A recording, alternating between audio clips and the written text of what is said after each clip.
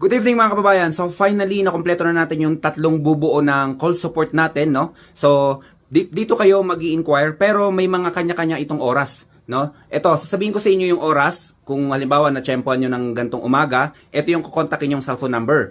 Si Suzette, no? Sabihin ko na rin yung pangalan. 6 a.m. to 12 p.m. Ito yung schedule niya. Kung mag-inquire kayo ng gantong oras, is itong cellphone number na kukontakin nyo.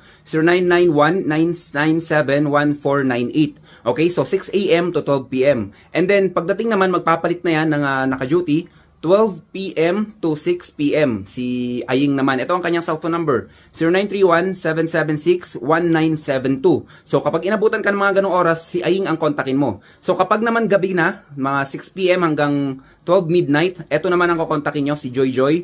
0927-3280602. Okay, sa sobrang dami ng mga inquiries natin, lalo na sa mga gusto mag-follow up ng kanilang orders at natatagalan kayo sa response ng mga chat support natin, pwede nyo silang kontakin sa kanilang oras. Kasi kung hindi nila oras, pahinga kasi nila yan, so hindi yan sasagot. Doon kayo sa tamang naka-oras. And then ilalagay ko rin sa comment section yung mga oras nila para siguradong makokontak nyo sila. Yun lang mga kababayan, thank you so much. So makakaasa kayo na pinapaganda pa natin yung serbisyo ng Pinoy Farmer Channel. Stay healthy, ako si Chance at ako magsasakang gala.